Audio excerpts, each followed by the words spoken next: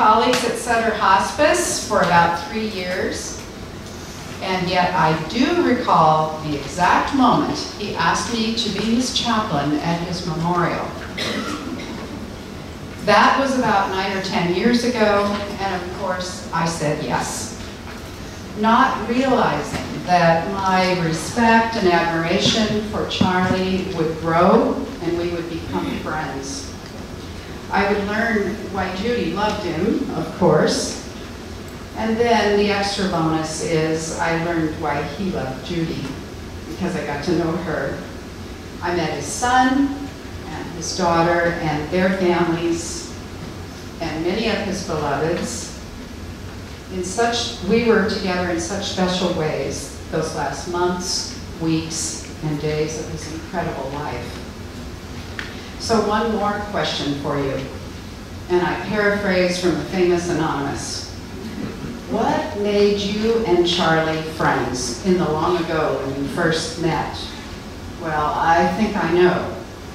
The best in him and the best in you hailed each other because we knew that always and always since life began, our being friends was part of God's divine plan. Charley is very much the fearless leader, as nicknamed by his family, in the planning of his own memorial for this day. And specifically, the concert you are about to hear is his gift to us. It all began in his early 50s when he would hear a favorite piece of music, from classical to country, to hymns to opera, from marches to ragtime, and he would say, I want that played at my funeral. So he and Judy started keeping the list. Our accomplished organist, Sue Miller, will be playing a select few of Charley's many choices on his Wurlitzer Theater organ. Enjoy.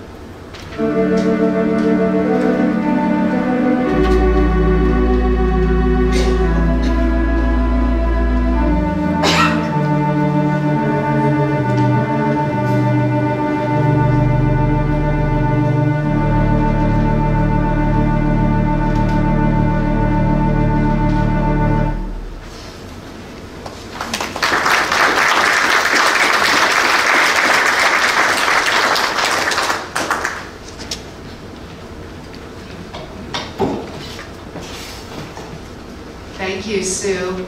By any chance, can you stand up and prove to these people that there is someone back there? I know it's hard to get out.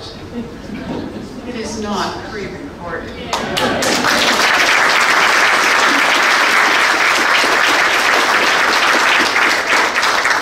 And you will be hearing more from this organ and this fantastic player. I want to welcome again those of you that may have sneaked in. We weren't sure about people's schedules. We will be proceeding with the rest of the ceremony in a few minutes here. I wanted to take a few moments to, as Charley's and his family's chaplain, to remind you that we have intentionally formed community today for the purpose of honoring and celebrating Charley's life, to support his wife and family, extended family, friends, colleagues, and everyone who was brought into his loving sphere. And we want to continue our grief process and mourn our loss. No matter how well or how little we knew Charley, each of us will uniquely experience feelings of grief, whether that be disbelief, denial, anger, fear or sadness, or relief, acceptance, peace, or joy. I believe it is important to acknowledge that our mourning is all necessary and good. It is part of the human condition to grieve. We do not get over our loss so much as we move through it. we are forever changed by it. Today and beyond, we are lifting up our memories of Charley by saying our hellos before we can begin to truly say our goodbyes. We slowly heal through remembering and reweaving our loss into the fabric of our lives so that our grief grows us into not bitter, but better people. So this time together in the midst of our grief is an opportunity for our spiritual growth. As we continue with the ceremonial part of today, we'll begin with Charley's choice of Chopin's Funeral March. It begins with heavy, ponderous chords and then metamorphoses into light, ethereal melody. It expresses Charley's thought and feeling that at death, sadness is overcome and lifted into the beauty of spirit. I invite you to listen with your ears and your open heart.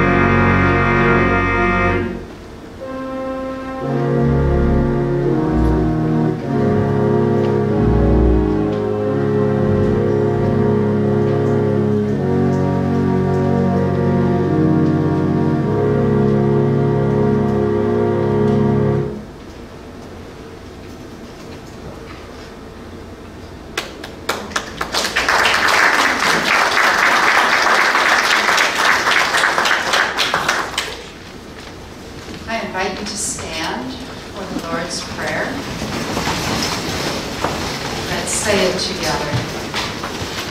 Our Father, who art in heaven, hallowed be thy name. Thy kingdom come, thy will be done, on earth as it is in heaven. Give us this day our daily bread, and forgive us our trespasses, as we forgive those who trespass against us. And lead us not into temptation, but deliver us from evil. For thine is the kingdom, and the power, and the glory, forever. Amen. Please be seated.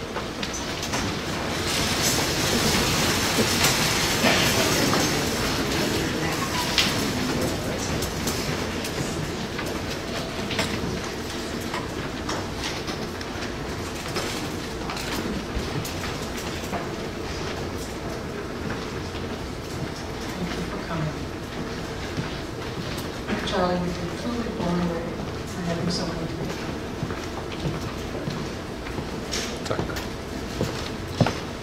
I claim the right to speak his biography because of longest association. There's always a certain amount of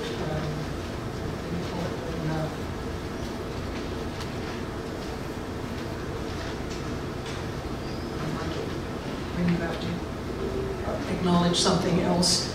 And I want to say there is at least one person in this room who knew Charlie before I did. That's his buddy Doug Murray, and you'll hear from him later on. Have the worthies come? Yes. There's a second person in the room who knew Charlie before I did. The beautiful Zhou Huiling was in his English class in Hong Kong back in 1959 or something like that.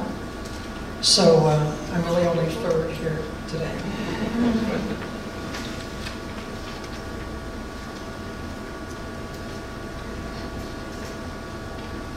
I want you to know there's a clock running too. Charles Hammond Blatchford III. You will know that somebody having a name like that carries a certain amount of family history and tradition. Those of you who know him well also know that he much preferred being called Charlie. In fact, he insisted on it with his graduate students long ago.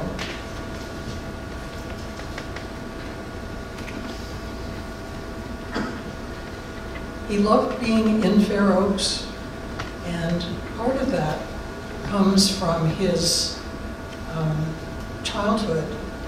He grew up in the small town of Hackettstown, New Jersey. I also want to warn you that I am not going to go over all the details in the program in your hands. That tells you the who, what, where, when, and I'm here to give you a little bit more of the hows and whys and wherefores.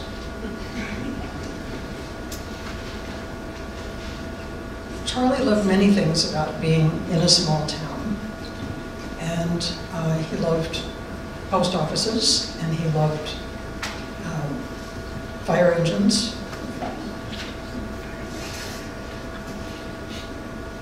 With the post office, well, I'm going to back up one step before that too. Another thing you know about Charlie is his international orientation, his experience being abroad, and he truly thought from a wider perspective. And he came by that naturally because his parents already carried a perspective of a wider world. Both his father and his mother, after graduating from college, went to work in Beirut, Lebanon. Well, it wasn't Lebanon yet, it was Syria at that time. So in Charlie's planning this event today, one of the things he insisted on was those candlesticks. They're brass from his family, from the Middle East. And Charlie's parents kept up the rest of their lives with all of their Beirut friends, and so he was in touch with a sense of the world beyond our shores, even though his connection later came more with China. He also loved being in this country, and he grew up with, he was a child in the Second World War, and it was very much part of the atmosphere of the time to hear military marches and to fly the flag, 4th of July, Memorial Day, and so on. And he still loved that all the rest of his life. He's probably the main instigator on Bannister Road, putting out the flag sometimes on those holidays. It really meant something right out of his childhood.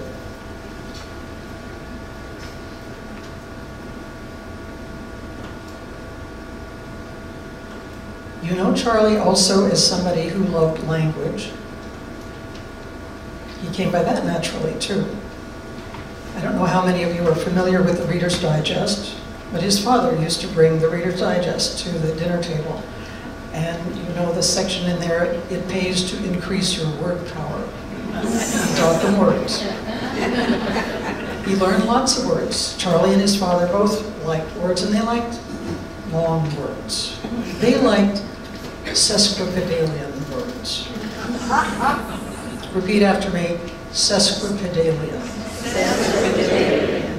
Sesqui means 1.5. The ped means foot. So it's words that are 1.5 feet long. Charley would be pleased to think everybody might have picked up a new word today. Charley also liked correspondence. He has probably written more letters and birthday cards and anniversary cards and get-well cards than almost anybody else you know, I suspect. When he was a small child, he said he liked to draw on paper, and he would draw stamps and make letters when he was a little kid. When he was slightly older, he was already the self-appointed postman in his household, and he would divide the incoming mail for his family and put it in slots.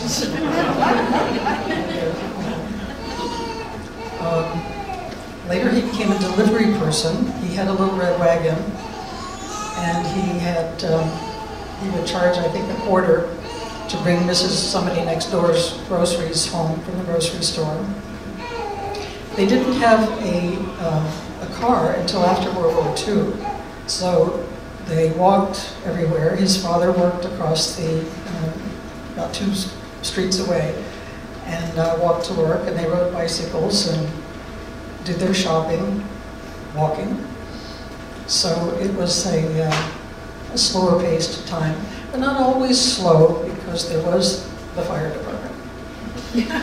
And Charley and his buddies knew the signals. So when the alarm sounded, they would count how many rings there were, and that would tell them where in the town the fire was. So they would hop on their bicycles and get there before the fire department. Volunteer firemen in those days. He had great respect for the volunteer firemen.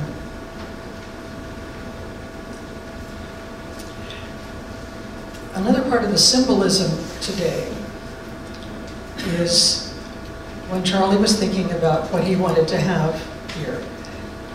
He said he wanted petit fours, the small cube cakes, nice. Okay. So I asked him, why? Did your parents serve those, as you remember, when they had invited the church fellows or the college colleagues over for tea? No, we didn't think so. Well, to step a little back in the family history too, they had quite a custom of paying calls on people. They came out of the sensibility from the generation or generations before them, and they would go and visit people. One of the people that he remembers being taken to visit when he was very little was Madame Dodge. Madame Dodge was a relative by marriage, part of the Beirut connection. She was a very wealthy widow who lived in a very grand mansion overlooking the Hudson River. And he remembers being taken there and being served tea with milk in it, I'm sure. And he remembers this old lady also, he thinks, as having an ear trumpet. He wasn't quite sure. But he had to be on his very best behavior, because he was probably only about 5. So I said, "Did you have those petit four at Madame Dodge's?" He said, "Yes, I think so." So part of today comes all the way back from perhaps 5-year-old Charlie, remembering tea at Madame Dodge's. So please enjoy. I had them ordered in red and white, and that's for another reason at his request. The flowers up here, he requested white with the red anthurium. And that comes from the bouquet that I carried when we were married in Hong Kong. Our family were not able to come out to the wedding, but we had many friends who were colleagues, teaching fellows, even a few students. And we were very much aware, it was Christmas time too, it was in December. So the color for the West for the wedding is white, but white is the funeral color in China. The color for celebration is red. So we added red flowers into the bouquet to acknowledge the celebration where we were. And every anniversary since, when we've been in a place where they were available, Charlie would find me flowers like that.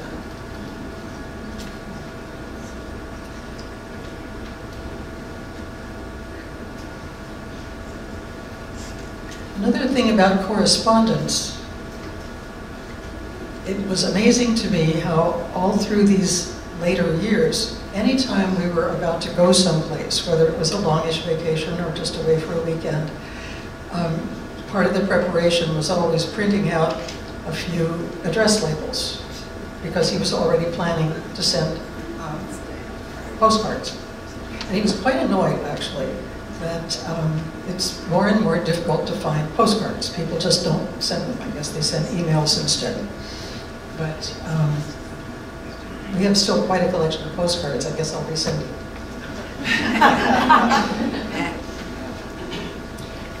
I'd like to tell you a little bit about Charlie's work life. It began very early with the delivery of the groceries for the next door neighbor lady, and went through various peeling potatoes at Girl Scout camps and things of that sort. In terms of Charlie's use of language, one summer while he was in college, he had a job at the factory, the Chevrolet manufacturing plant in Tarrytown. And he refers to that as the summer when he learned to smoke and swear. The smoking we know much about, unfortunately. But the swearing, when I think about that, probably the most strongest word I ever heard out of the mouth of Charley Blatchford was jeepers. Now, can't you just picture the guys on the line in the Chevrolet plant saying, "Jeepers, I just dropped that on my foot." I'm not sure he learned that lesson quite well. He did have another opportunity, though, for swearing, and that was when he was studying Chinese at Yale. There were a lot of people from the Navy assigned there to learn Chinese. And Charlie said that the teacher one day took all the men from the course for an extra session to teach them Chinese swear words. The reason being not that they should learn to use them, but that they should recognize if somebody were swearing at them. I don't know if they ever did. I'd like to point out on the program today, in the second half of the program, Charlie has invited people from several different connections in his life to say a little bit about those chapters. But I noticed he did not choose anybody from his academic career. And that's something that it's sort of the biggest label that he has. And so I've thought about this. And I would say Charley didn't consider himself a scholar. He was educated, he was gentlemanly, but he never quite felt at home in the higher ranks of higher education. He liked teaching, and he was sort of heavily arm-twisted to go get his PhD. He didn't really want to do that, especially the statistics part, I can tell you. But, nevertheless, there are some aspects of his life in that chapter that I think are interesting. The thing I think he was the proudest of in his teaching of graduate students, this is a teacher education program, how to teach English as a second language. And he insisted that the students grade themselves. Now, he felt quite radical in doing this. In fact, he was a little nervous that somebody might find out and he might get kicked out or something. Some of the students really appreciated it. These were adult students, many of them returned Peace Corps volunteers, and they already had some life experience and teaching experience, so he wanted them to take responsibility for their own education. So he said, some of them would say, well, how do I know if I get an A or not? How do I know whether I'm good enough? He said, well, you set the standard, you know what you want to achieve, and you say whether you achieved it or not. And many people felt that they were given the responsibility for their own learning in a way that they hadn't had before. But one way that Charley had of putting himself down was he would get teacher reviews, student reviews of his teaching. And they were pretty consistently rave reviews. Wonderful course, best course I've ever had, changed my life. And yet there would be one person who would say something like, well, actually, we never did cover all the readings. And he would beat himself up about that. That's Charley.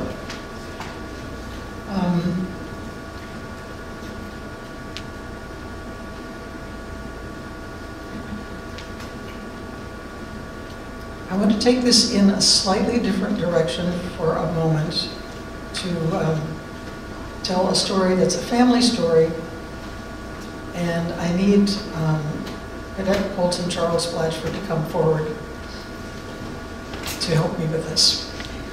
Don't worry, it's not about cute things you did when you were little.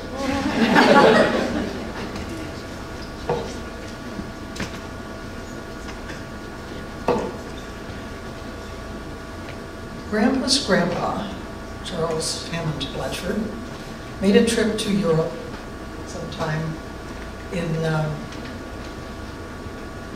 not sure exactly when. He brought back a gift to his wife of a ring.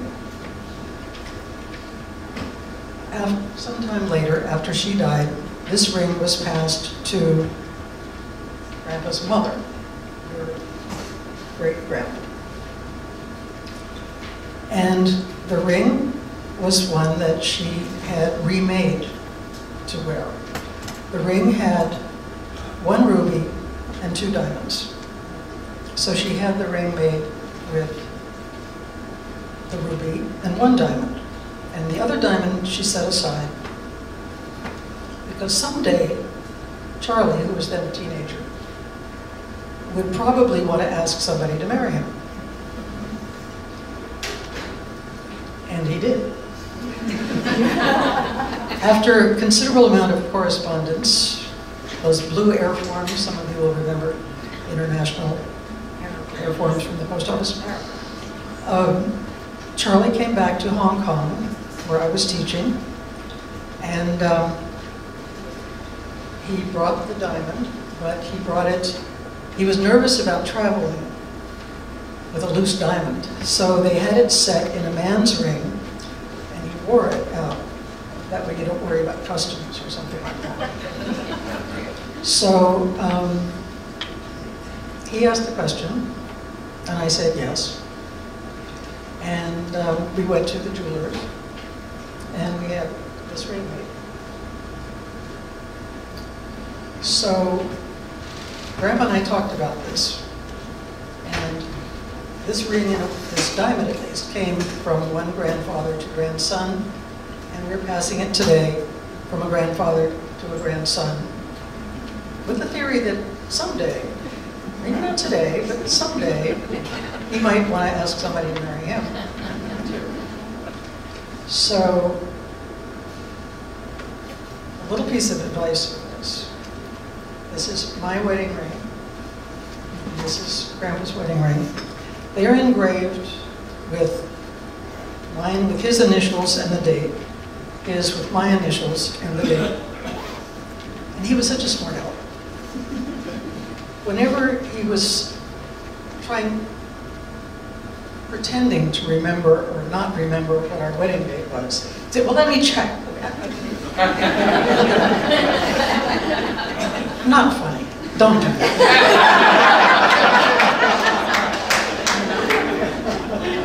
So this comes with no requirements. It does not have to be used in the way it is. It can be traded in. It can be whatever it needs to be according to whatever you and whatever that person is may wish in some day to come.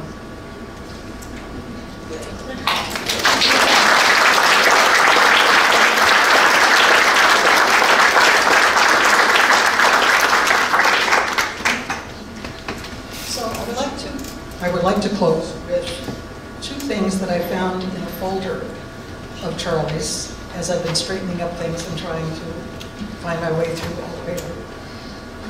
He collected many sayings. It was part of his internationalness that he really felt an appreciation for peoples and cultures and languages and so on.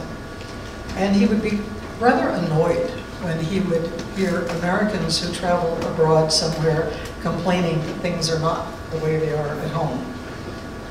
This sentence was in his handwriting. I don't know if he composed it or if he just found it somewhere, but I thought I'd share that one with you.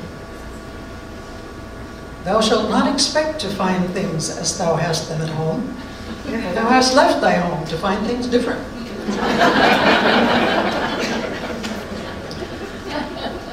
And what I want to end with today is something that is also in that folder. It's not attributed, so I don't know where he got this one, but it's really my borrowing his words for my message, which is, the afterglow of a good and long relationship is like the light of a star that keeps pulsing long after the star itself has been extinguished. It may not make your wishes come true, but it can light your way. Thank you.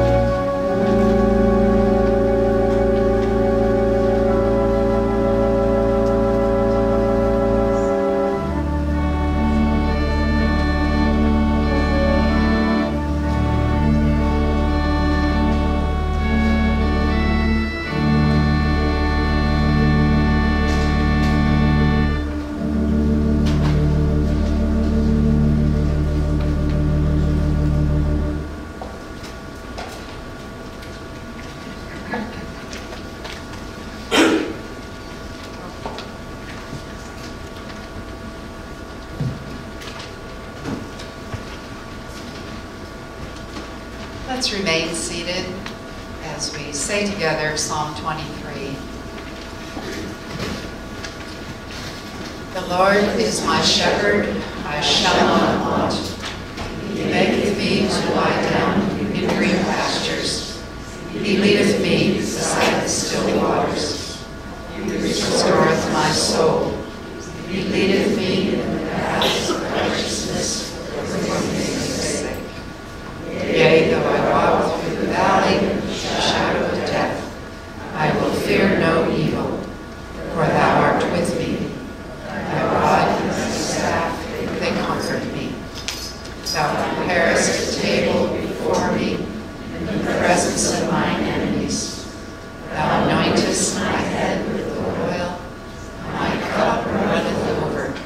Surely goodness and mercy shall follow me all the days of my life, and I will dwell in the house of the Lord forever. Amen.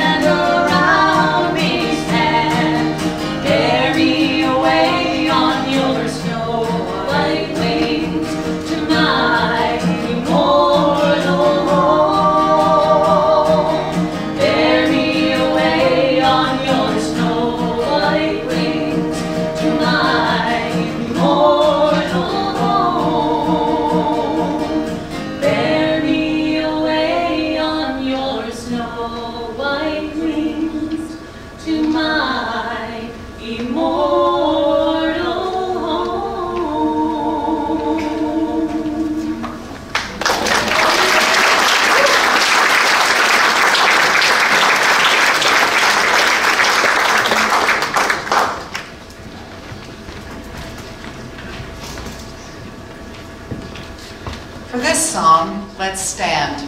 We can better lift our eyes up.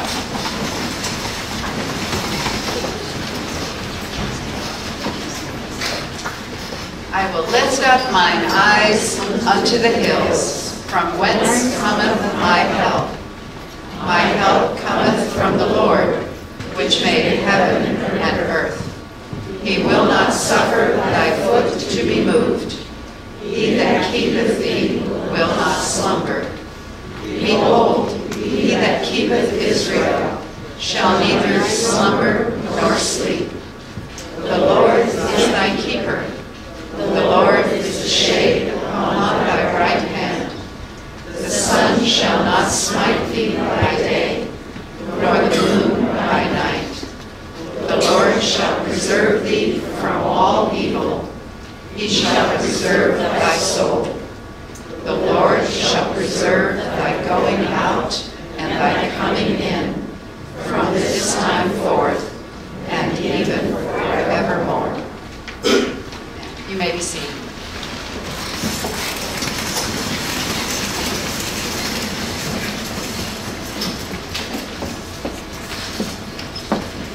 Good afternoon.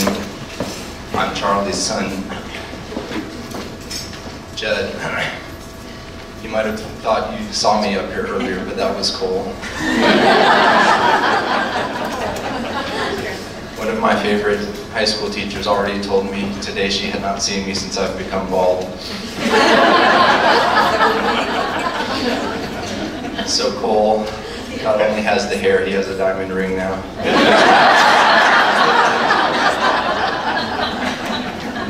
So if I'm busy talking with someone and you want to catch up later, just come talk to Cole and pretend it's me 30 years ago. And to answer Diane's questions, number one, no, I do not recall the exact moment I met my father. And number two, He remembers the first time you got here. yes, you can choose your friends, but you cannot choose your family. So I speak to why, to our relationship in that way. I want to start by thanking all of you for taking the time out of your day to come here today. To pay respects to my dad, and also to acknowledge that several people came a long way to be here. So one of the things that's been really difficult for me over the past 3.5 years as Dad's health has slowly declined was being so far away and not being able to have consistent in-person time with him. So I want to thank the many people who were in his daily life and cared for him. In particular, I want to thank my mom, my Aunt Kim, and my cousin Carrie, who did so much to keep him going. I'm pretty sure he wouldn't have made it as long as he did without those three, especially to be at home and to be able to die at home where he really wanted to be. So thank you to those three. The last visit I made,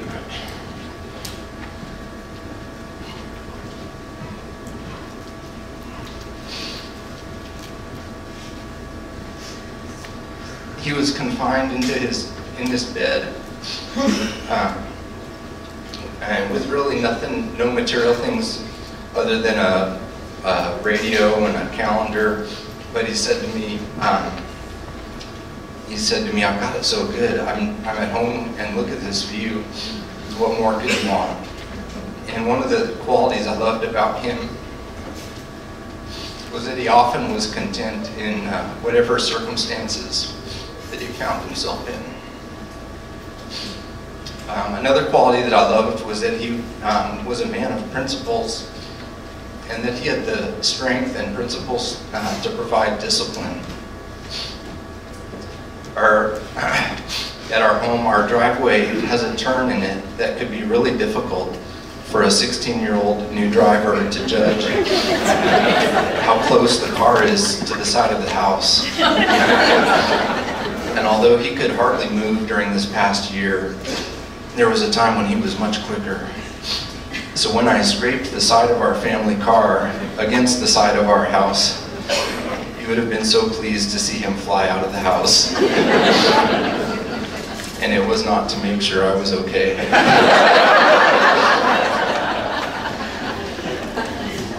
I can't recall ever seeing him move faster than that. And he did not say jeepers.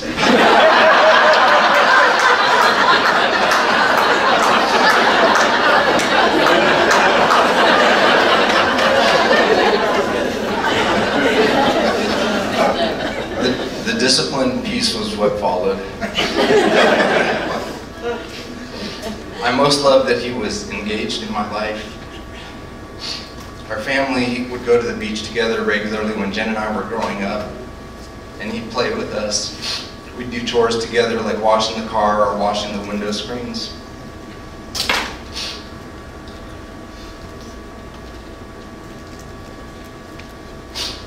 He took the time to bake my favorite birthday cake every year. He took me skiing for the first time. He took me on a 3-day river rafting trip. He taught me how to drive.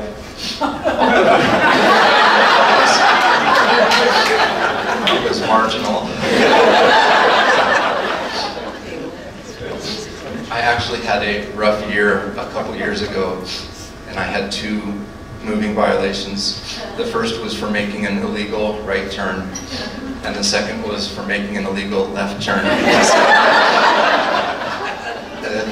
Turning an automobile properly is harder than I had expected. Although he wasn't particularly interested in sports, he took an interest as I started playing and would come to my high school games. He and Mom would visit me at college and come to some of my college games. He and Mom came out regularly to Colorado to spend time with us. Several years ago when I was coaching Cole in a baseball tournament in New York, he secretly flew out and he and Uncle Doug surprised us by spending the tournament with us. He wanted to know about my teaching, my coaching, recreation, etc. At different times, he's told me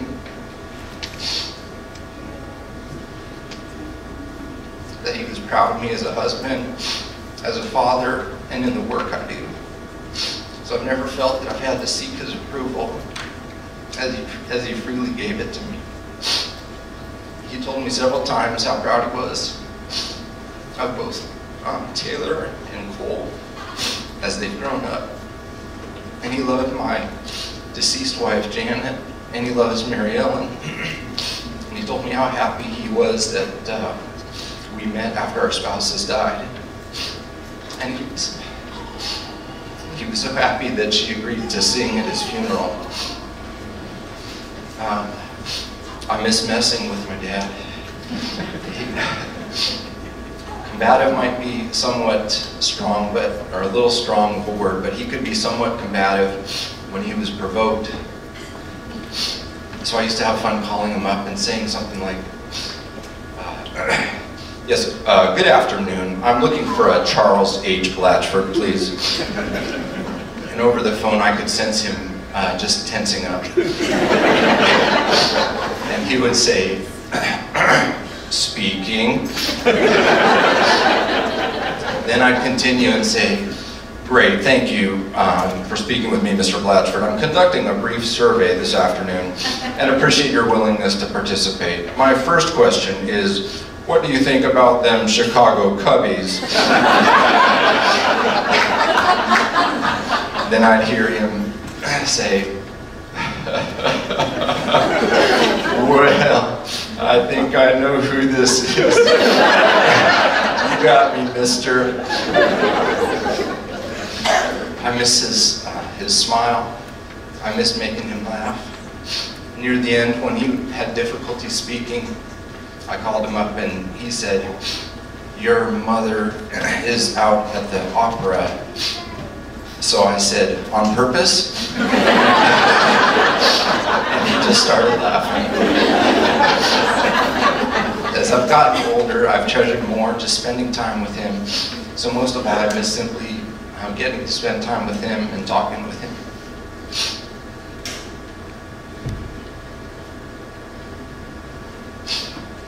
Thank you for all your love and support, Dad. Rest in peace.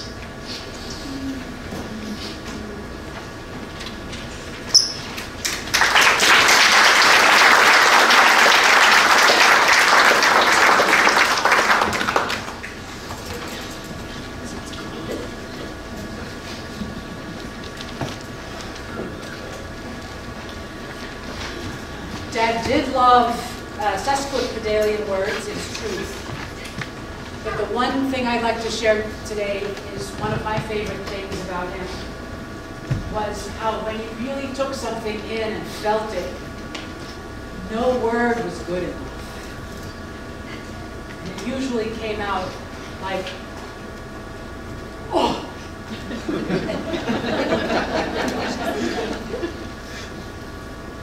Beautiful flower bouquet coming into the house.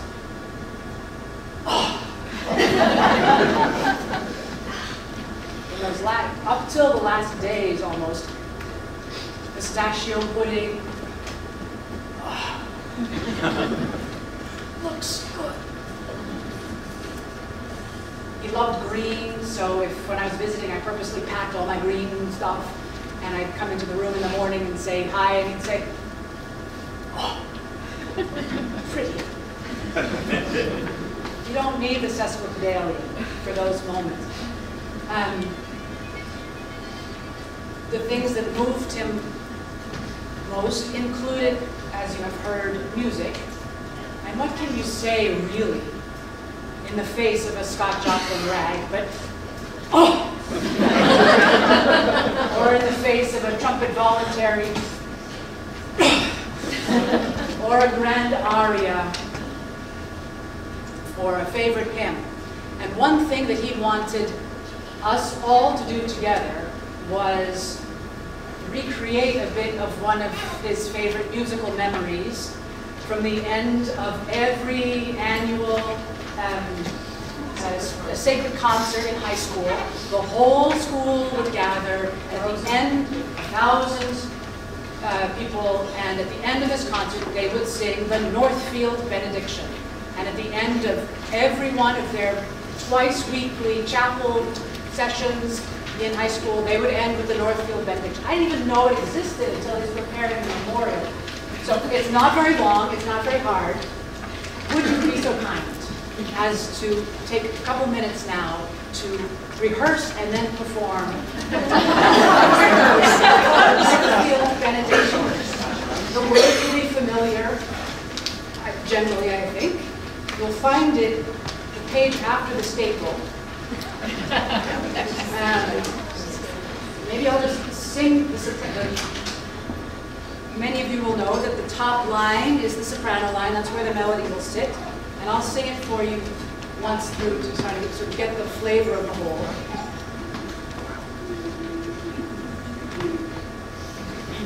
This is where I'll probably choke up. The Lord bless thee and keep thee. The Lord make his face shine upon thee and be gracious unto thee. And be gracious unto thee. The Lord lift up his countenance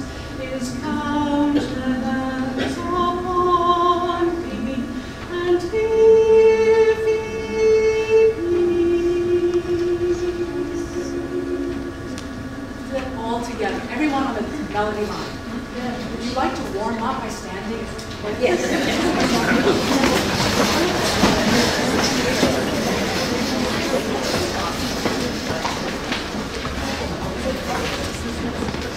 Just turn.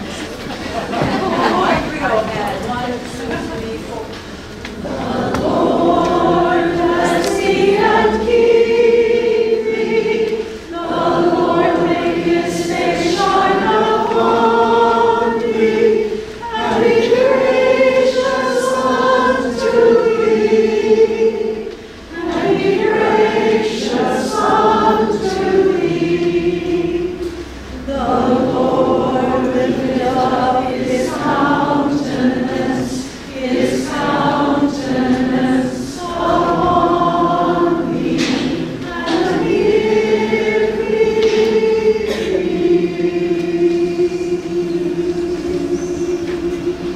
peace. Now the bass part's lovely and juicy and simple and foundational. Who would like to sing bass? It's that the Lord bless thee and keep thee. The Lord make his face shine upon thee.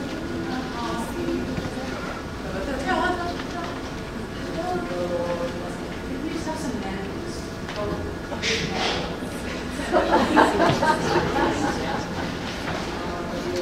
That's the bottom line here. Same words, same rhythm until we get to the end. Only the men. Yes, here's a cluster of men. Basses out there. Basses. Coming over here. Okay, guys, yes. Deeper voice and men. Like deep voice and men. Only the bass part is small, but everyone can sing. The Lord bless thee and keep thee.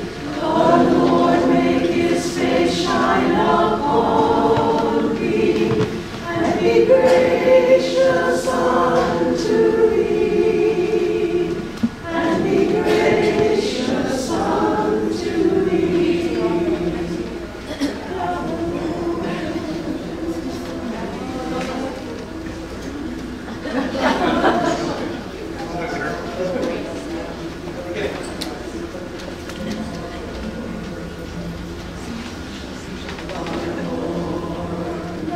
thee and keep thee.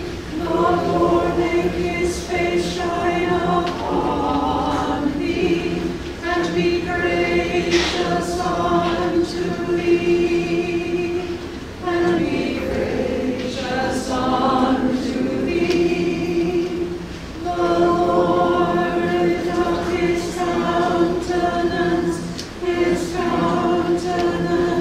upon thee, and give thee peace. And give thee peace. If in doubt, sing an after. Women who like to sing harmony, it's not very low, the tenor part. With mom. We'll stand over there. Anyone wants to do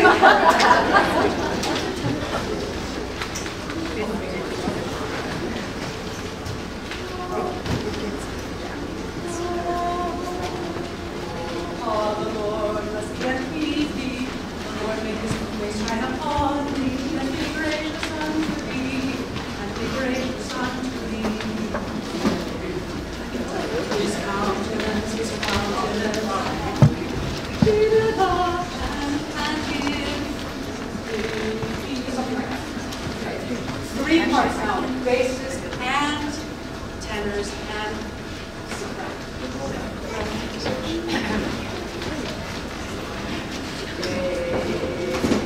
Bass, tenors, everyone split right now? Go ahead out to I'm doing 4 parts. If in doubt, sing the top one.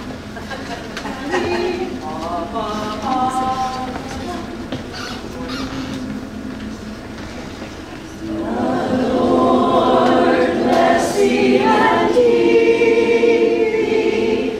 The Lord make his face shine upon thee, and be gracious unto thee, and be gracious unto thee. The Lord lift up his countenance upon thee, and give thee peace, and give thee peace. One more time. That was like the best English. Yes, one more with you.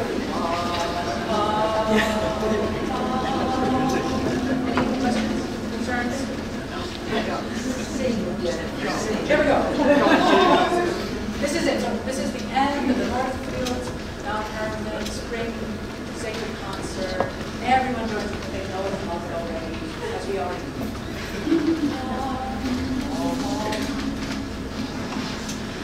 The Lord bless thee and keep thee. The Lord make his face shine upon thee, and be gracious unto thee, and be gracious unto thee. The Lord lift up his countenance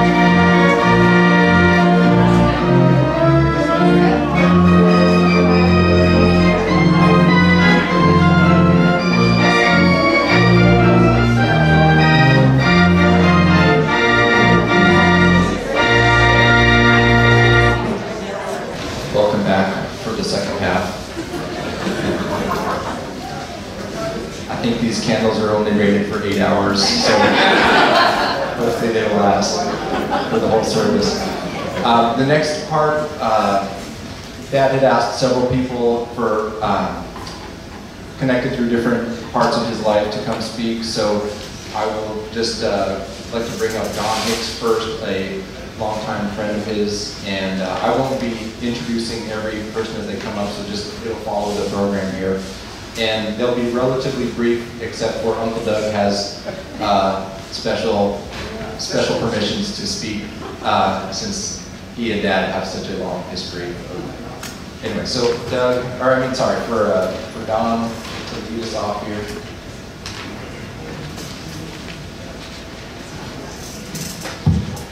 Let's see if it works.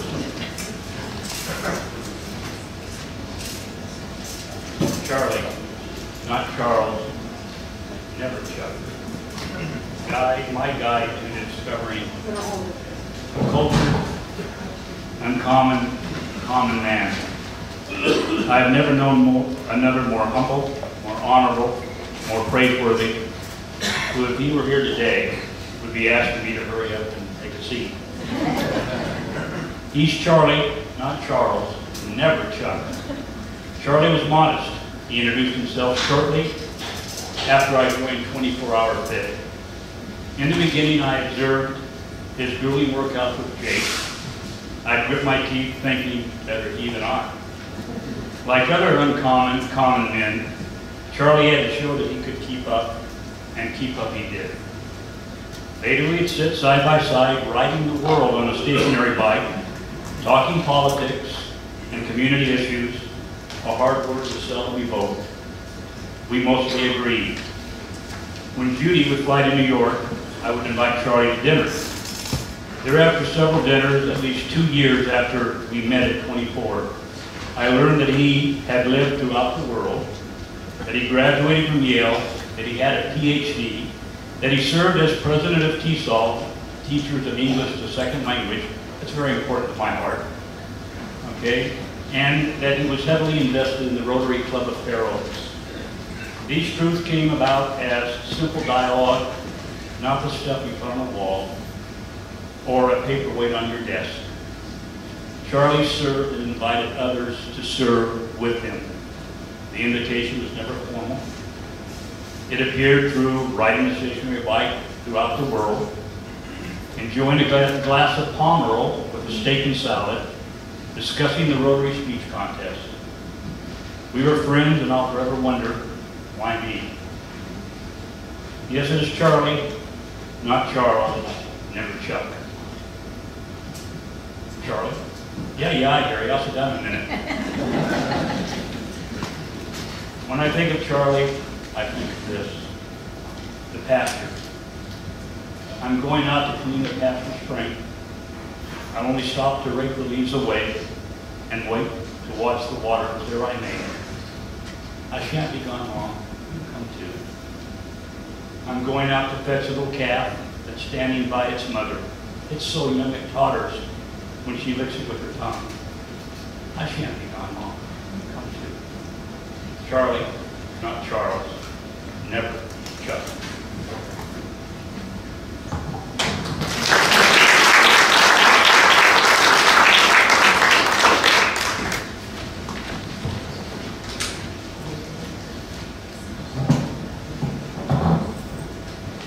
Good afternoon. I'm Maggie LeBeau, and honored to take a few minutes to honor and talk about my Uncle Charlie. Now, my cousin Tim used to call him Uncle Chuck. Yeah. I couldn't be here today, but he's a brave cousin we have. Our kids affectionately call him Grunkle for great uncle. And he certainly was a great uncle to all of them, and a great man. My mother is Amy, his older sister. She called him Skibo, and he called her a moose. My mom wishes more than anything that she could be here today to celebrate the life of her beloved little brother, but she is no longer able to travel. When I was asking my mother about things that he did to make her mad, I wanted a story. we want stories today. We don't just want to know, yeah, he went to Yale, that's good. But we want stories from the big sister, right? And they're not funny if it's like, oh, he was the best brother ever and we just loved each other. That's what I heard. And I think it says a lot about him. So we don't have any good stories. She could think of nothing that ever irritated her about her little brother, who is 6 years younger than she is. But wow, she thought of many, many wonderful shared memories, and those memories created a long, long, loving bond for them. So unusual. It was funny, I had planned to tell you about this before we started the service. And we were asked, do you remember meeting Uncle Charlie? Yeah. Do you remember meeting Charlie? I remember meeting my Uncle Charlie. I was almost 5. And I remember that day, I think it's probably one of my earliest memories. He arrived for a visit with his new bride, our Aunt Judy. I can still picture him at that time. He was right away the very cool uncle.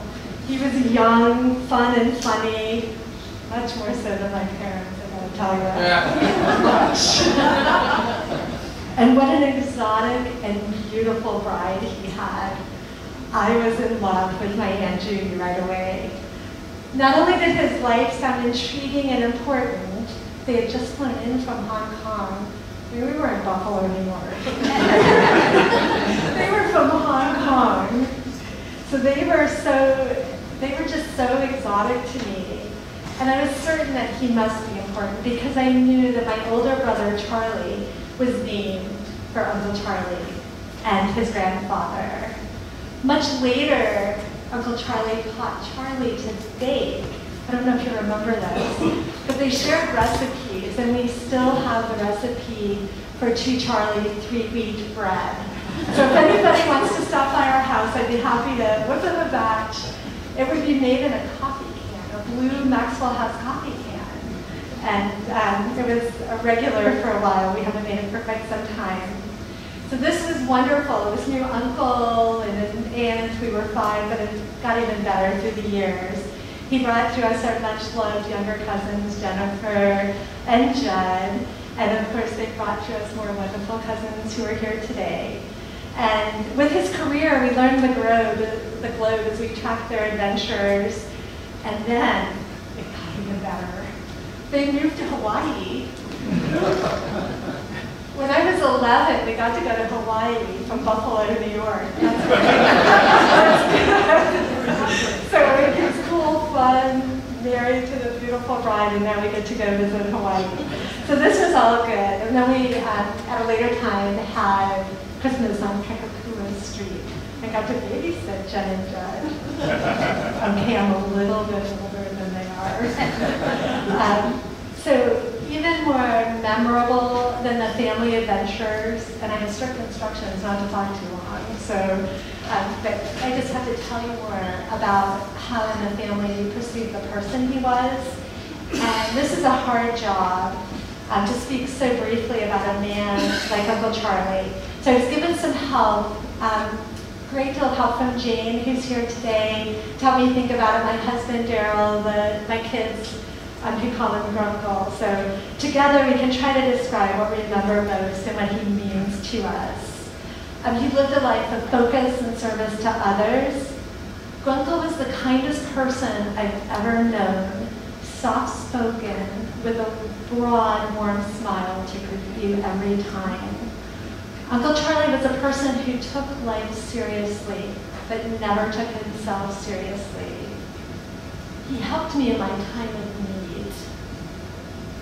He was a true Blatchford gentleman and took many endearing traits from his beloved father, our grandfather, Hammond, including his light-hearted sense of humor and penchant for jokes.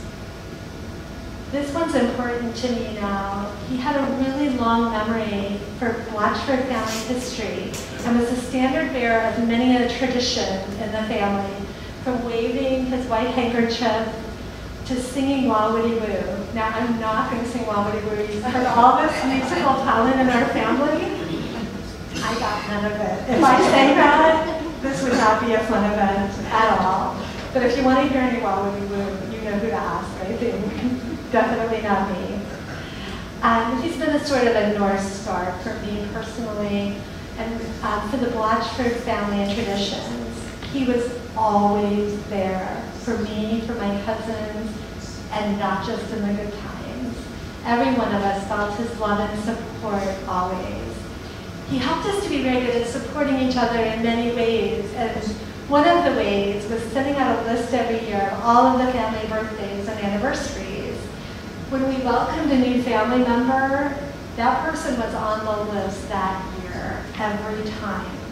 The list is a constant reminder of his love and caring and the family connections that grew deeper over time through his involvement.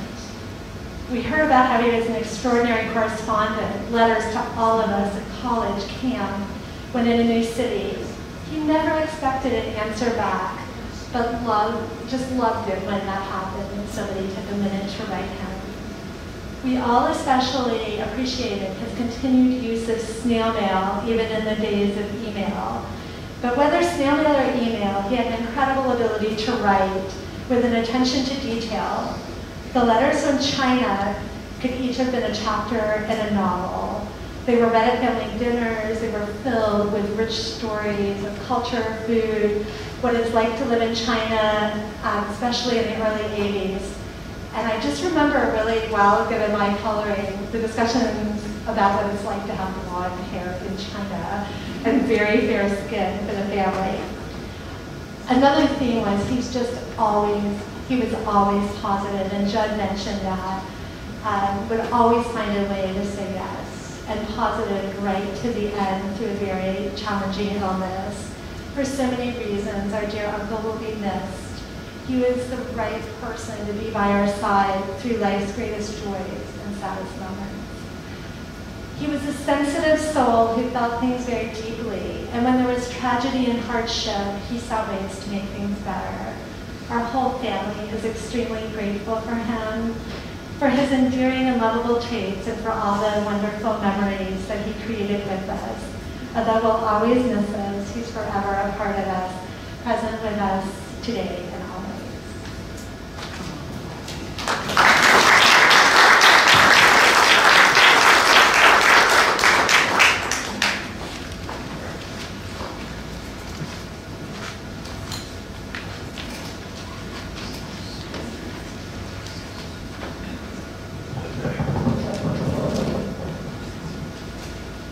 Really, that was a wonderful review of Charley's biography.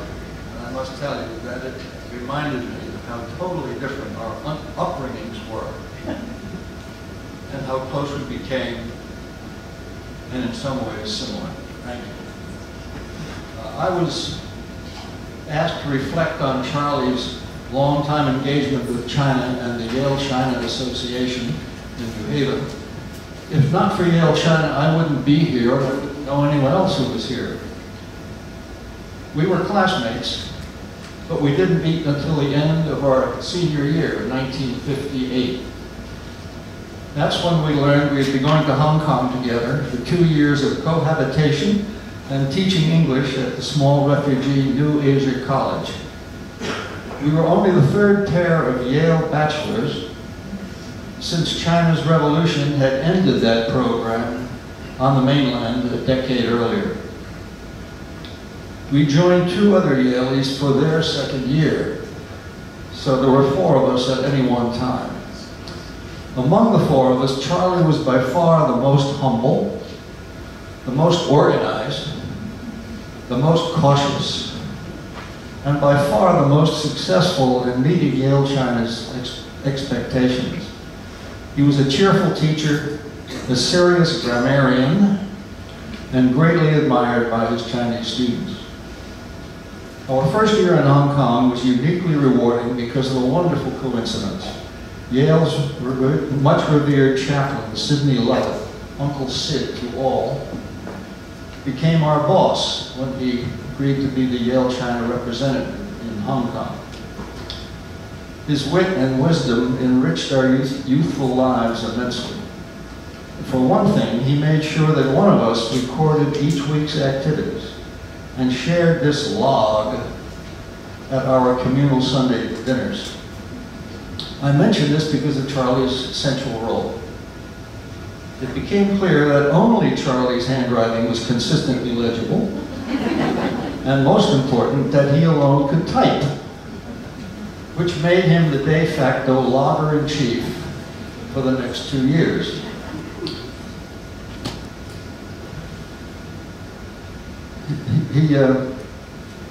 He made us, the de facto logger, but he subjected us all to incomprehensible wordplay, alliteration in particular.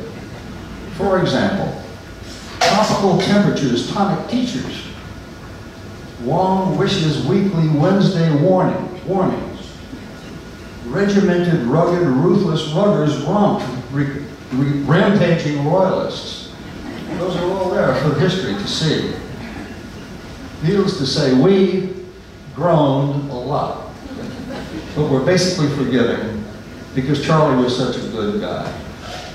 While we others devoted much of our spare time to baseball, basketball, or socializing, Charley was more often working with the college doctor and other officials to improve the school's health care system, or conferring with students who were in need of extra help and guidance.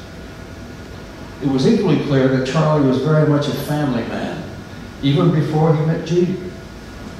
It hadn't occurred to me that parents half a world away might expect to hear from us in the field occasionally. But Charley was a devoted correspondent, shaming all of us long before the advent of internet, fax, and trans-Pacific phone calls. I believe his steady stream of letters to and from home are now the core of an extensive and growing family archive. I became aware of Charley's cautiousness when our first Chinese New Year offered several weeks of freedom. 3 of us flew off separately to places like Bangkok, Singapore, and Taipei to explore the hinterlands. But Charley boarded a slow freighter to Borneo, which sounded adventurous, but which I believe mostly consigned him to shipboard, safely observing local life and customs from afar. But he redeemed himself the next year when he joined 2 of us to explore northern Thailand, Laos, and then borrow a sports car convertible from a Bangkok friend in the embassy, by the way, for a rugged drive across Cambodia to Saigon and back, innocently unaware of the impending Vietnam War. When our 2 years in Hong Kong ended, both Charley and I headed home for graduate school. Coincidentally, a year or 2 later, both of us were in Hong Kong again at the same New Asia College, and again via Yale, China, which for Charley turned into a 3-year stay, revitalizing the college English department, and made ever so meaningful by meeting and marrying Judy, about whom enough love and gratitude cannot possibly be expressed in this brief day. In subsequent years, Charley taught and lectured in many lands, in Europe, Africa, Mexico, but he was not done with China. Soon after the People's Republic began to open up following the Cultural Revolution, he applied for a teaching post in the very poor western city of Lanzhou in Gansu province. In 1979, he and Judy, Jennifer, and Judd became pioneers, receiving Chinese foreign residence permits numbers 1, 2, 3, and 4 for the province. For that opportunity, was here and he had number 5. Number 5. At any rate, that remarkable opportunity enabled them to live and work in possibly the hottest, driest, coldest, and dustiest, I got that in there, I forgot, and possibly the most memorable 2 years of their lives to that point. Charley also was not finished with Yale China, where it all started. He joined their board in 2001 and served for 6 years. Toward the end of that service, he and Judy volunteered for a 2-week trip to evaluate a middle school, an emerging middle school, in eastern China. Today, the Xiuning Middle School is one of Yale China's most active and successful partners. And the Blatchfords are even more assured that they have friends bian-tian-xia everywhere under the sun. God bless you, Charlie.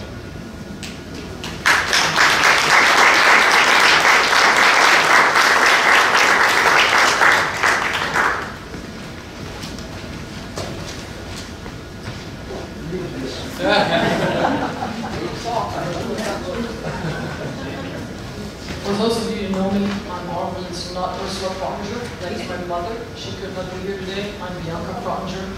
So I'm reading her speech. I'm not the first person at reading out loud, but I'll be through it. First off, my mom wants to say that it's an honor to be speaking here today, for me to read it to you today. With Charley passing, I lost a very dear old friend. Both of us moved here with our families in 1981 so that our children could attend the Waldorf School. Charley's family had been living in China, and my family came from Germany. We had children in the same classes. Our 2 daughters, Jennifer and Annette, were in 9th grade. Charley taught typing to that class, and I later heavily relied on his typing skills and speed. In 1989, Charley was asked to take the position of school administrator. It was a difficult year for many reasons. At the end of the year, Charley resigned. I was on the governing body of the school at that time and was part of the review process. I felt that with my business experience combined with Charley's organizational and academic experience, we could make a good team as school administrators. We did work together in that capacity for almost 5 years. Charley and I spent a lot of time together, and it gave me the opportunity to really get to know Charley and who he was. The work days were very long, and in the evenings we often spent endless hours at Charley and Judy's home.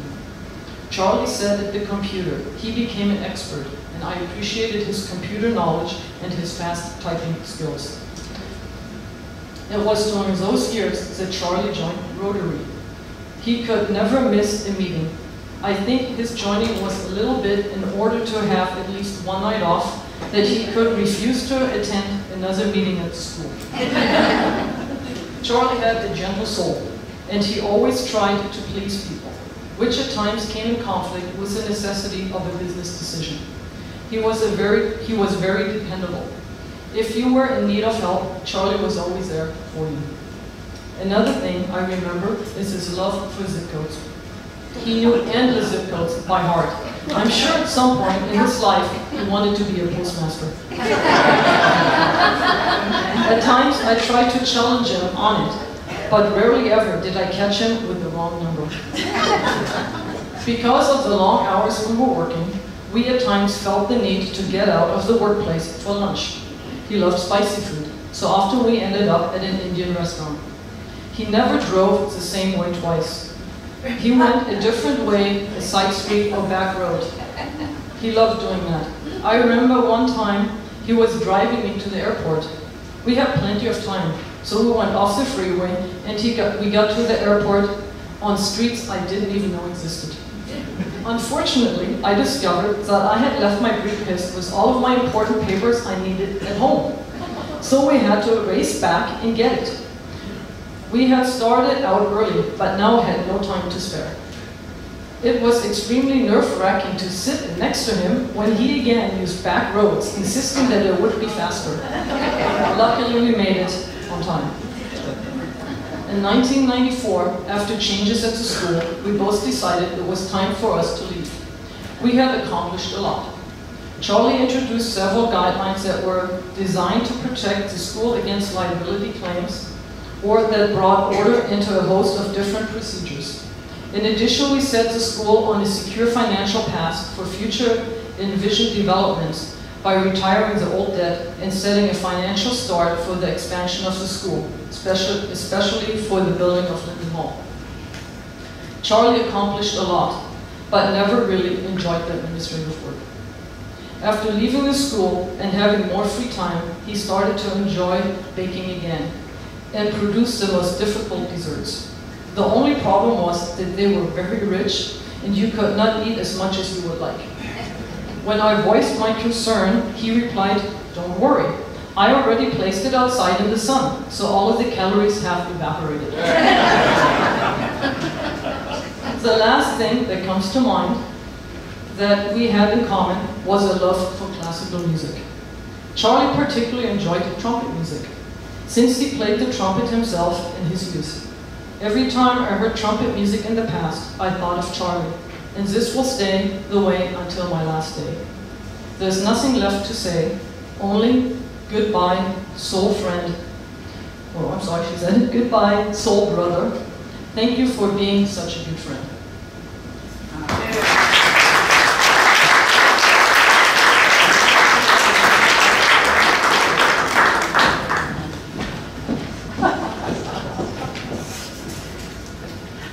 Good afternoon. My name is Sonia. I was a little surprised when Charley asked me to speak, but then I started thinking about my relationship with Charley. Am I short or what? Okay. So I started thinking of my relationship with Charley. In 1981, looked out my window, and in came this family next door to our house. Jennifer and Judd and Judy and Charley. It was like they landed from outer space. I heard stories of China and Poland and Africa and Hawaii, and there they were, and this wonderful family. Jennifer and I were in class together, and we had this system of communicating from our bedrooms. We could open our windows and kind of yell, are you working on your Renaissance history? And so we played recorder together, we did duets, and Jennifer has not changed a bit. She tried to teach me how to sing back then, and how to breathe, and how to play recorder, and we did many, many recorder duets together. Jump forward about 20 years, and I was working on a special project with people with developmental disabilities, doing surveys of individuals who live in the community. And I was looking for a few good men and women, and thought of Charley at that time. And so I became Charley's supervisor, and he started working for me, and he entered a whole new world, one that he didn't really know existed. He learned about people with various disabilities, how to talk to people who didn't use words to communicate, how to go into someone's house where you didn't know what was going on, maybe not feel comfortable in the beginning. He learned a new language. It was challenging for him. He would call me and say, now go through this process again. How do we call someone we don't know? Kind of like cold calling. And then he would always go out and he would meet wonderful people. And he would get to hear their stories. And he was a wonderful listener. And later, when he spoke with me last year, told me how much that changed his life. The most important thing he learned was about all the caregivers that he met. All the wonderful staff and care providers and family members who take care of their family members and help their family members live as full a life as they could. That was a really important lesson for him. And lastly, the elephant in the room is this. So later, many years later, we moved back into our childhood home, and we're next door. And Charley had to be away on July 4th or Memorial Day or Labor Day, and he came next door and would you please, while we're gone this weekend, would you please put the flag out for me? This was really important for him, that the flag be put up on the flagpole at every appropriate holiday, and then it be taken down at the appropriate time. So in honor of Charley, I'm wearing this. So thank you. Thank you, Charley, and thank you to the Blatchfords for being a wonderful family.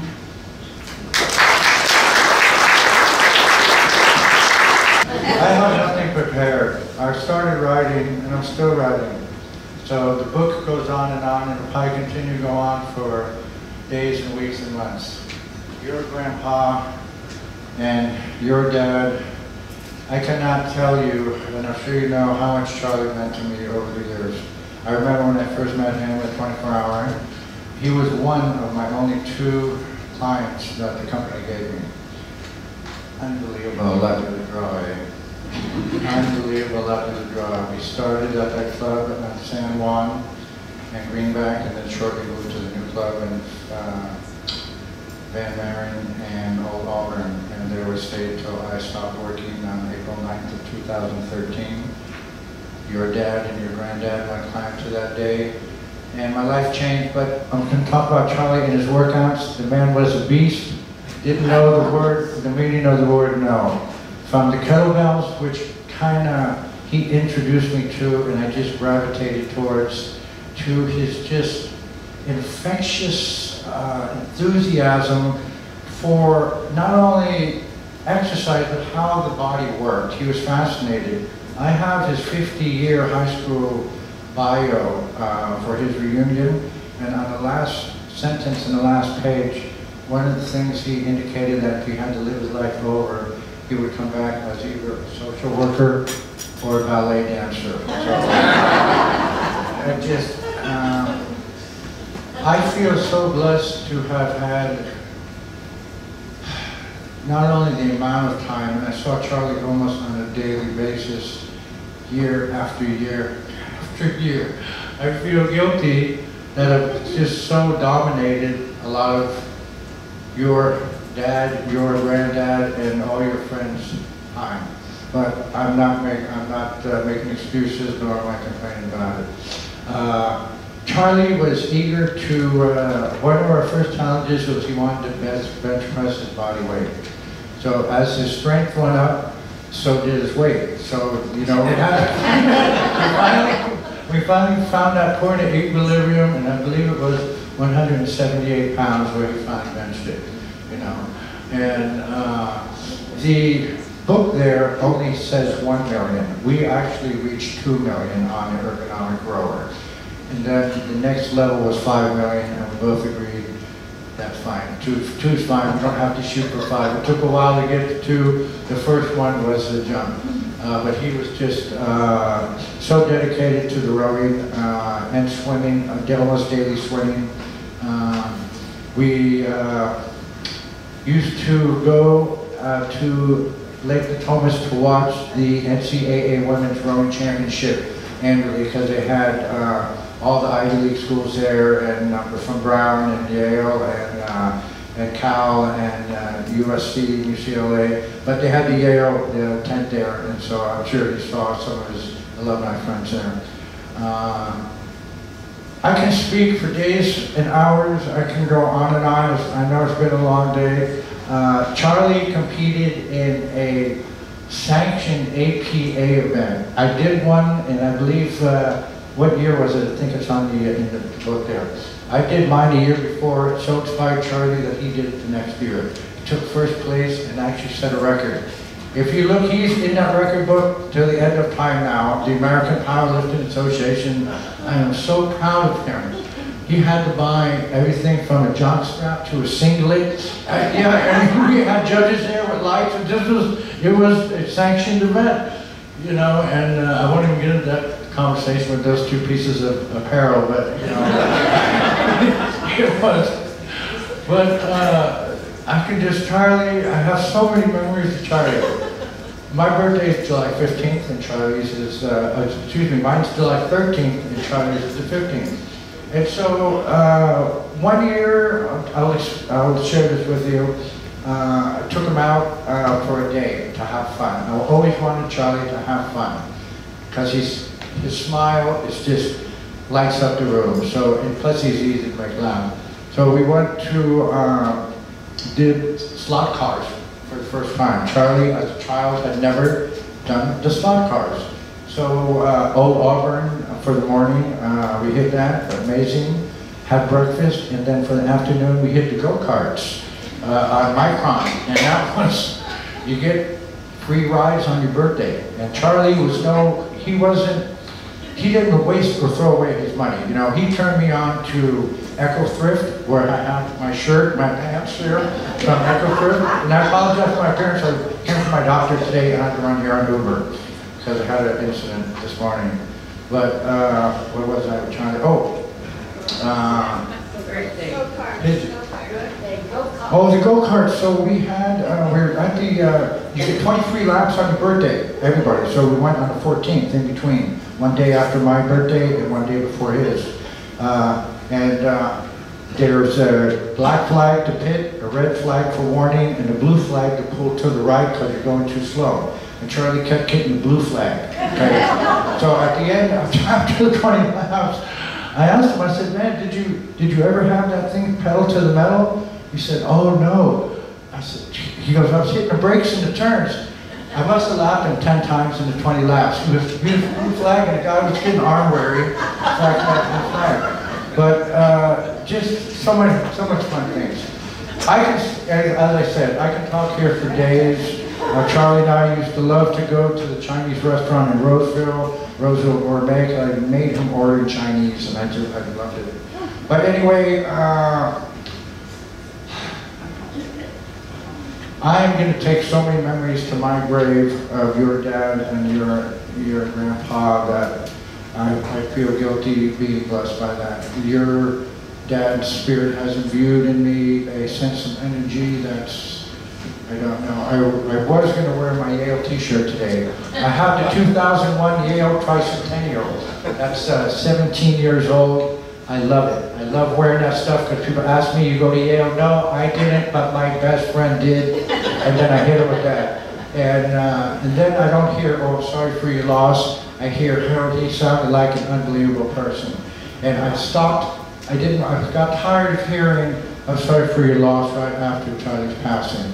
So I stopped telling people that, first and foremost, hit them with some good memories, got their head shaking, and then I'm hearing more about, let me hear more, let me know the story. So I would encourage all of you to share one of your favorite memories of Charlie, or I will share one of the many, many, many I have over the many years.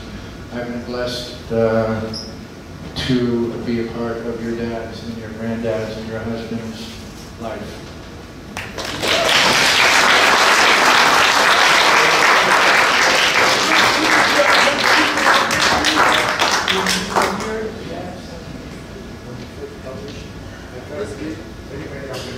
Let's get.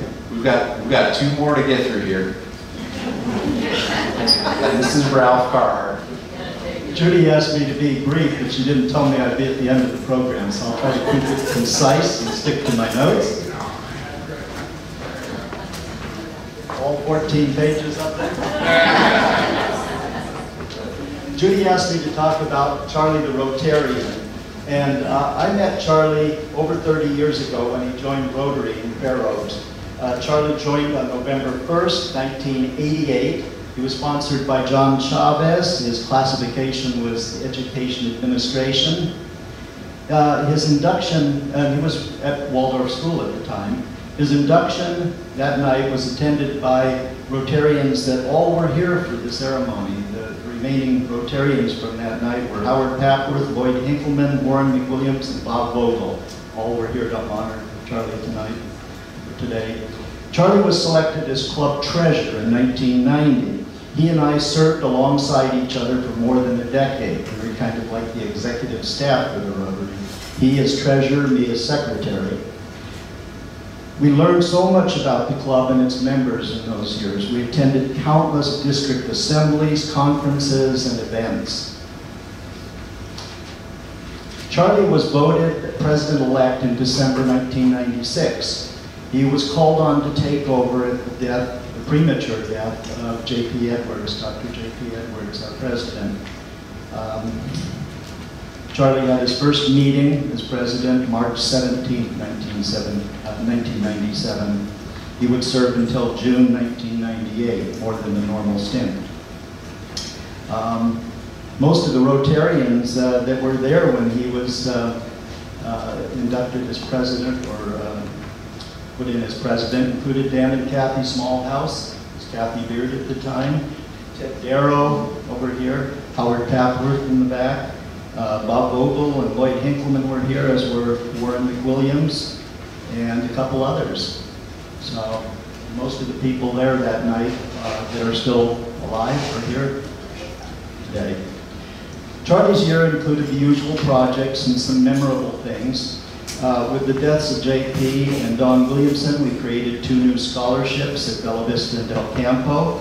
We had a Spanish exchange student, an English GSE team, that's group study exchange, professionals from other countries, a German group study exchange, because Charley was there over more than 1 year.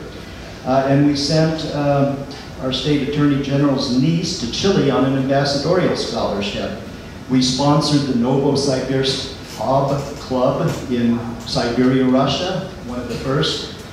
And in fact, we had some of our Rotarians go there to visit. Charley started the entertainment book thing. Probably all of you had to buy an entertainment book at one time or another from Charley. And he marketed those in a crazy way. One time he jumped into the swimming pool at a Rotary event to publicize the entertainment book. Another time he dropped his pants at the Rotary meeting, but he had real nice boxers on. In June 1997, Charley and Judy attended the Rotary International Conference in Scotland, and I'm privileged to have received from Judy Charley's tie from that conference. It will be a treasure for me. While there, Charley visited a 6th cousin in Devon. Do you remember that? She presented Charley with a document, 5 foot by 5 foot document, signed by Charley's ancestor a few days before he migrated to New York in 1795. It was a treasure for Charley. During Charley's term, we continued some old traditions, including a joke night. I think that was probably the last one we ever had. And the rules were no dirty, off-color, or political jokes, and I think they pretty much stuck to that. On the good side, Charley instituted the inspirational thought of the day. He asked that others come forward with a favorite poem, quotation, inspiration, or invocation for each meeting. That night he started it with this: "Look to this day, for it is life. Yesterday is but a dream, and tomorrow is only a vision. Today, well lived, makes every yesterday a dream of happiness, and tomorrow a vision of hope." That came from the Sanskrit. Another one of his openings for his meeting: "Normal day, let me be aware of the treasure you are. Let me learn from you, love you, savor you, bless you before you depart. Let me not pass you by in quest of some rare and perfect tomorrow. Let me hold you while I may, for it will not always be so." And the last quotation was one he made at Don Williamson's memorial service. This is from a 19th century advice: "Life is eternal, and love is immortal, and death is only a horizon, and a horizon is nothing save the limit of our sight." So I'll close as Charley closed all of his meetings, and it's in the back of your book here. I guess he got that from Tom Hardy. I thought it was original, but any Rotarian around at that time knows these words that Charley closed each meeting with: "Happy have we met, happy have we been, happy may we part, happy we begin." Bless you, Charley.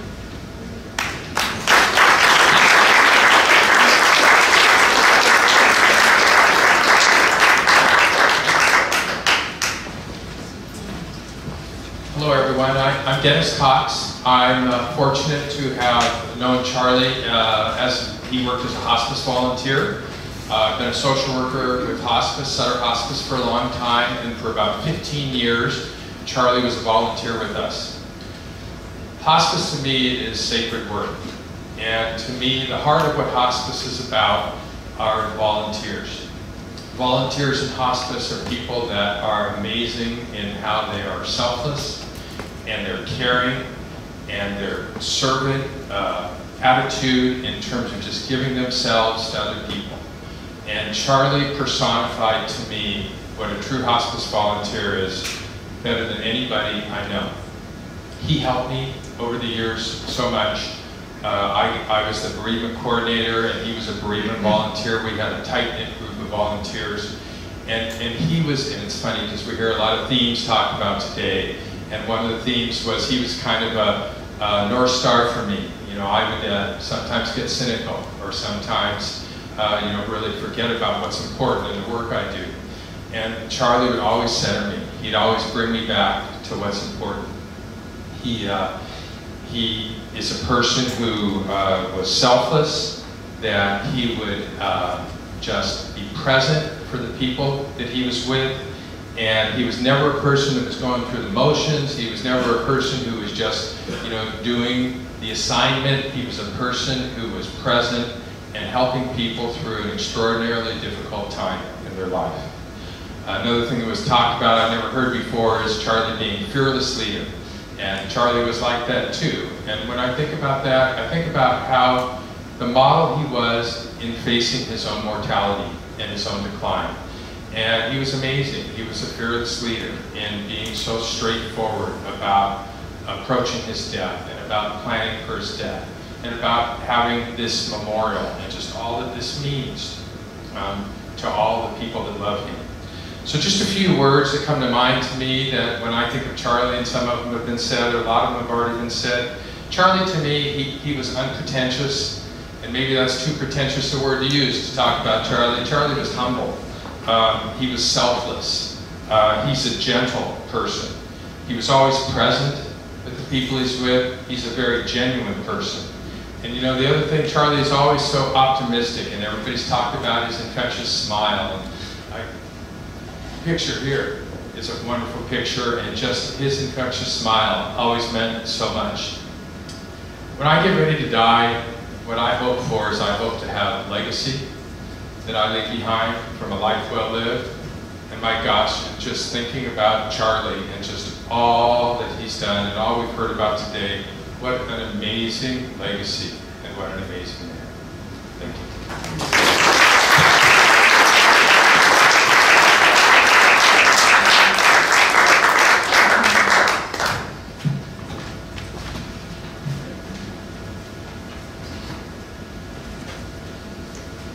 Thank you all for sharing your memories and thoughts about Charley.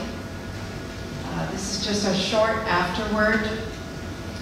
Your recollections have underscored so many things for all of us. His kindness, his compassion, his loyalty and caring, his sense of adventure and fun, his companionship and service, his capacity for gratitude and giving, his finesse to be the fearless leader and to be the humble follower, to be a person of integrity and hospitality.